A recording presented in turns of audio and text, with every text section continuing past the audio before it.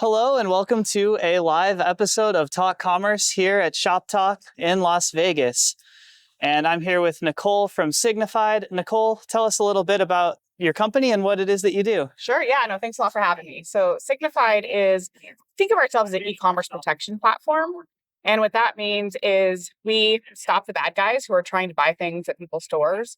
And when we do that, when a lot of people do that, you stop one bad guy and you'll stop like 10 good guys. So it could be you when you get declined, when you're trying to check out. And so we've got machine learning models that help us figure out exactly who is trying to abuse some kind of a promotion or actually stole someone's credit card and is trying to make a purchase. And we work with all these merchants to stop those transactions from happening. So that's our core really, is to protect those transactions. What we've really been working on lately is growing beyond the transaction. And that means when you go to create an account online, when you go to like add a credit card to your account online, you go to log in, all the way through to purchase. And then if you go to make a return, making sure that your best customers, you can give great return experiences and stop the guys who are trying to ship rocks back Great. on the returns. Okay, there's a lot to dig into here, but I think let's start with letting the good guys through, because I think that's an experience that most consumers can relate to at some point, having an annoying CAPTCHA or having your card declined. Yes. Tell us how you kind of filter out the good from the bad and what that means to merchants. Sure. It's a great question. So I'd say we have like 3 layers of magic. So the first layer of magic is that we work with a ton of customers. So we work with Lenovo, Walmart, Vuori, Allo, big companies and small companies. And with those, we collect a ton of data. So that's kind of first layer of magic, is just this consortium model. So that when we see a bad guy try to do a transaction at one merchant, we're able to stop it. Or we've seen a lot of really sophisticated attacks where someone goes and buys a bunch of stolen credit cards online and then goes and tries to we call it a bin attack. They'll just go and try to hit it a bunch of credit card numbers. So we have this consortium model. That's kind of layer 1. Layer 2 is the data that we collect across those merchants. We know and it's creepy, but it's for fraud. So it's not super creepy. So we know your device. We know where you're sitting. We know that it took you an hour to build this $1,000 cart, or it took you like 5 seconds to build a $1,000 cart. We know that we've seen this email address with this payment credential before. So we collect a lot of data. So that's kind of miracle number 1. Miracle number 1 is like the consortium. Number 2 is all the data that we collect. The hardest part of data is actually doing something with it. So we have machine learning models that take all that data, spin it up on every transaction in less than 500 milliseconds, and decide if we see enough about the transaction that we think it's good, or there's some kind of a flag that we think we should stop it. Cool.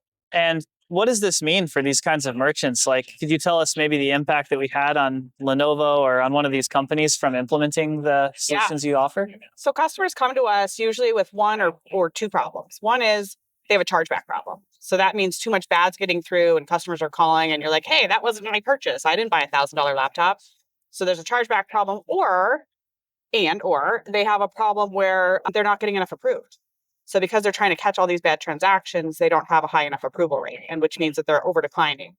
With Lenovo, I'd say when they came to us, they had a bit of both. And what we've done for them is really reduce their fraud problem and allowed them to increase their sales by 4 to 5%, which is pretty meaningful to have that kind of top line growth. And a lot of companies are shocked when they come to a fraud provider, but we can not only help them save money, but actually drive revenue. And what I think it ultimately means to people walking around Shoptalk is that they can create all these great experiences and the bad guys don't ruin them. Yeah. Do you have any new features coming out or recently released that you're excited to share? Sure. So I don't think you could do a podcast here without the word agentic, right? Like I think we have to say that was on my list. We have to say the word. It used to be that we could just stop the bots, right? Like a bot was bad. Yeah. And that's like CAPTCHA, like you talked about, but not all bots are bad now.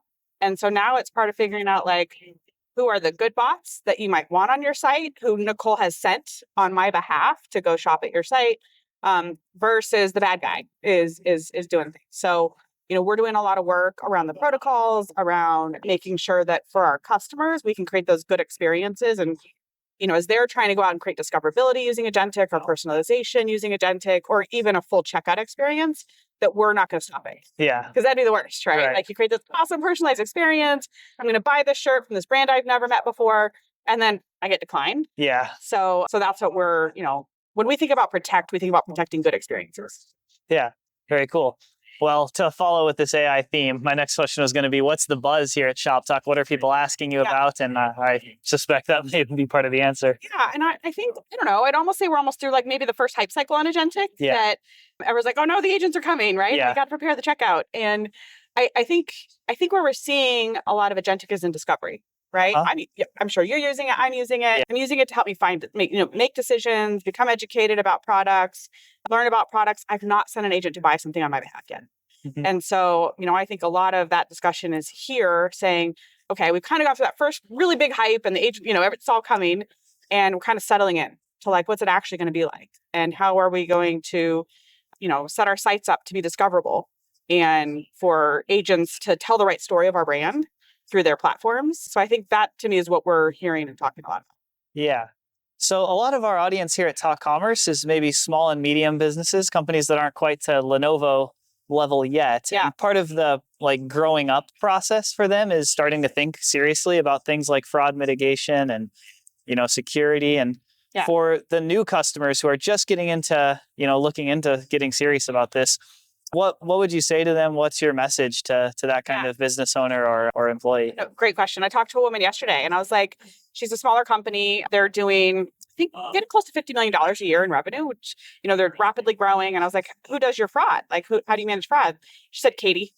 Yeah. And there's a woman, Katie, who's literally reviewing suspect transactions and doing their fraud. And so at some point, Katie's great, right? But at some point, Katie is like, as you're growing, you're gonna have to hire a lot more Katies. Katie's not gonna get to sleep.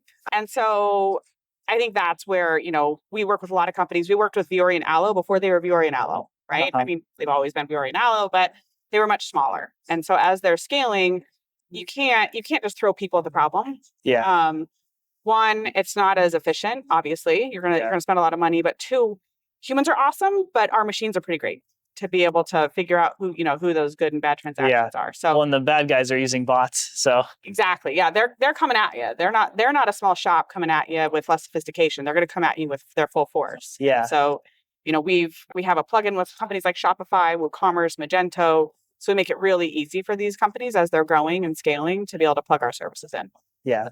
And let's dive into returns a little bit more. Could you tell us about how Signifyd helps with that process and what that means for merchants? Sure. So as you know, the bad guys, they don't just go away, right? So as you start to stop someone at the checkout, they find new and clever ways to defraud a company. And so returns, as we were talking to our customers and saying, what are some of the pain points that you have, is returns. And returns is really a moment of truth with a customer, right? We all have something that doesn't fit. It's the wrong size. It was the different color than I wanted. And when you ship something back, it really is a moment of truth of how much do I love this brand? How much am I willing to shop here again? And so merchants are wanting to offer instant refunds. What a great experience, right? Yeah. Hey, these jeans didn't fit. I'm going to send them back. Great. Here's your $100 and I've got it instantly. And what am I probably going to do? Maybe go buy something on their store, as opposed to I ship it in 3 to 5 days later. After they scanned it in, I get a refund. And so merchants are wanting to offer these instant refunds, but are scared of the guys who are going to ship rocks in box, right, or their old jeans back. And so on the return side, we are offering what we call instant refunds. And so allowing our customers to figure out who are those good customers that they want to have those really great experiences. And then, Isaac comes in and you're like, I don't know about Isaac. He's shipped rocks in the box over at this merchant. So I think you should wait till you actually see the merchandise to give him his refund. Okay, great. So if I have a good track record of, I've done a couple successful returns in the past, you can help give me my money back immediately. If I haven't yet, then maybe it'll have to build that reputation to protect the merchant. Right. And improve the customer experience along the way. So I think we're really trying to help our merchants find their best customers. Yeah. And give them really great experiences the first time. Yeah. Not just oh, this is Nicole. I've seen her 20,000 times. I know I can do this. It's, oh, geez, I've never seen Nicole. How should I treat her? Right. Because you have that data from other. We've seen her. Yeah, you've seen her. Yep. Awesome. Well, that seems like a pretty nifty feature, and I think flows are an especially good example where returns are super important. Okay, so a couple of the kind of stock questions I like to do as we're wrapping up. One is, do you have any hot takes about the industry or any big opinions? Hot takes on the industry. I don't know. My background, I'm an engineer and a shopper. So I feel like that's kind of why this is the perfect role for me and working here. I'm excited to see just all the personalization that I think that's one of my hot takes is just what AI and technology can do to drive personalization, not only in my shopping experience, but my marketing experience. So I'm excited to see how we really can bring that together, even in how we talk to our customers at scale. So I'm excited about that. The other one, as we talked about with Agentic, is just, I'm excited to see how it plays out. Like I said, I think discoverability and using LLMs to help us get more information faster and more relevant information faster. I think the checkout's going to take a minute. Yeah. For me to trust an agent with my card and say, yeah, just go find me these black pants when you see them at a good price. Yeah, I would agree with that. Definitely a little nerve-wracking to give up control of the actual. I don't even want to give my card to my kids, Yeah. let alone a boss. Yeah. Okay, so another one of my questions I like to give people a chance to just kind of riff on is, what's your shameless plug? What's your elevator pitch for why someone should use Signifyd? My goodness, that's a hard one. Why someone should use Signifyd? I think it really is unique that a company can help you save cost and grow revenue. Yeah. And we, more often than not, will do that for a customer to help them actually save money on their bottom line, grow their revenue, and allow them to create these great experiences without having to worry about the bad guys. Mm-hmm. Anything else that you're especially excited to share with our audience or to promote? I think Signifyd, really our last couple of years has been about growing beyond the checkout. And just this idea of how powerful it is when I can see you the first time you create an account, to logging in, to modifying your account, to buying things, to returning things. It creates this really commerce platform that can help our merchants offer great experiences across the lifecycle.